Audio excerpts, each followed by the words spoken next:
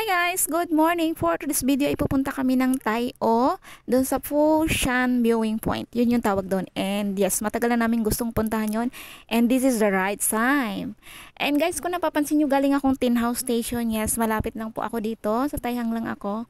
And yan, syempre kailangan nating mamasahe bago tayo makapasok. And ayaw kong mag-escalator. Nag-left ako. And look at that. Napakaaga pa nito guys. Tingnan nyo naman, walang gaanong tao.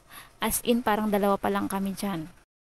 Sinadya ko talagang maaga kasi pag mga ganitong lakad, ayaw ko talaga nang natatanghalian.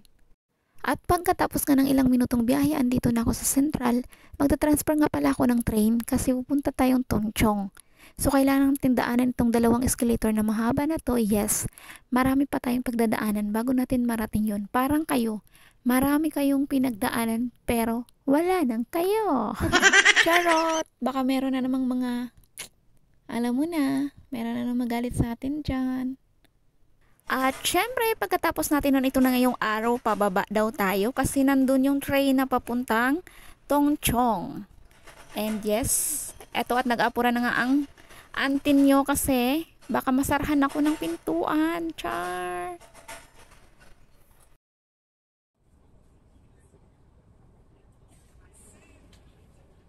At pagkatapos nga ng ilang minutong biyahe, andito na ako sa Tongchong at dito ko po antayin yung mga kasama ko. Sabi ko mauna na ako kasi ayaw ko sa pag-antayin. Dumayo lang pala ako saglit dito sa 7-Eleven. Bibili lang ako ng tinapay para may lakas po tayong umakyat.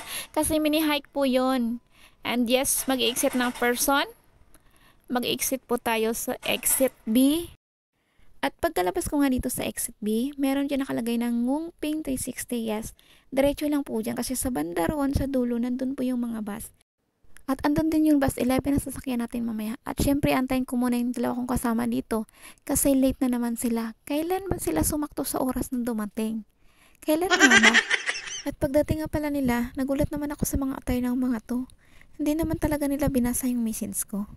Nasabi ko sa kanila mini-hike yun, pero mamaya makikita na ko ng attire nila. At habang kami nagbabiyahe, itong dalawang naririnig ko nag-uusap sila na para baga daw na sila ay uwi ng probinsya. Sapagkat itong dinaanan nila parang probinsya nga naman. At habang nakikwentuhan nga itong dalawa kong kasama, sabi ko nga sa kanila sige, imagine nyo na lang muna na pauwi tayo ng probinsya. Kasi hindi natin alam kung ilang taon pa tayo dito o anong taon pa tayo makakauwi. Wala naman kasing bayad ang imagination. At ang ganda nga talaga naman ang madadaan kapag ganito yung makikita mo. Medyo matagal nga din pala talaga ang biyahe papunta dito. And ang uno nyo palang pupuntahan pagbaba nyo ng bus stop, makikita nyo yung way na papuntang Tayo Market. Yun lang yung susundan nyo. And yes, I told you guys, ganito yung mga attire nila. Mga nakadress sila. Sabi ko naman mini-hike, pero hindi ko alam, di ata sila nagbabasa. And yes, eto na siya. Welcome to Tayo. Yan guys, makikita nyo. Madali lang siyang hanapin kung sakali may mapadbad kayo dito. Or yung mga nandito na gusto nilang pumasyal. At pagkapasok nyo nga dito, makikita nyo tong tulay na to. Diretso lang kayo dito guys hanggang makatawid kayo dun sa kabilang ibayo. Charot. Yan. And napansin ko dito, may mga boat siya na pwede kayong mag-rent kung gusto nyo. Siguro parang $50 siya, ganun. Yan, parang dyan siya dadaan. Ipapasyal-pasyal lang kayo. Parang 1 hour. I'm not sure ha. And dito sa kabila, parang squatter area siya na part. Yan siya guys. Yes. Para siya squatter area.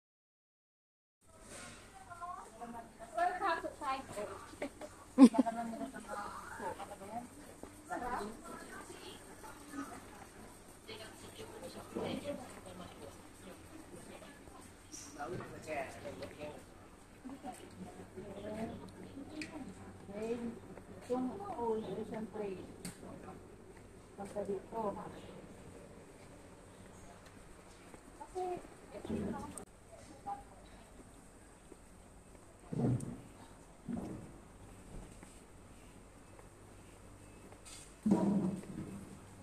Saan?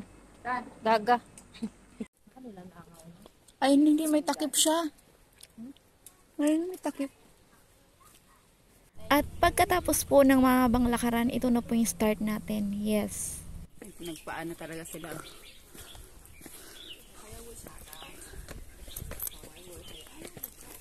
At pagdating nga namin dito sa mismong start, napataas tawang-tawa kami sa mga sarili namin kasi unang hakbang hingal agad. Sobrang napaka-easy hike lang talaga nito. Kami yung tipong tao na mahilig gumala pero ayaw namin sa matataas. Siguro pag may nag-aya, yes, go kami. Pero yung kami-kami lang, parang hindi ko pa kakayanin. And ito na yung start pataas. Diyan pa lang parang, Diyos ko, kakaloka. And syempre nakaakyat na kami sa taas. Hindi pala kami na-inform. Napaka-fake talaga ng social media. And dito pala sa kabila nito ay libingan. Yes, libingan po yung sa kabila niyan. At ang kabilang part, yan yung magandang part. O, di ba? Yan, umentra na ang kunyang nyo. Chores. Nag-mini hike lang talaga kami para sa mga aura-aurahan na to. And magpipicture taking sana dito yung kasama ko na sana gagawin niyang photoshoot sa birth niya. Pero nung malaman niya na kabila pala yung cemetery, ayun, nagbagong isip niya. Ewan ko, medyo natakot ata siya. At pagkatapos nga namin magpicture at mag-video is bumaba na din kami agad kasi nga naman mainit na.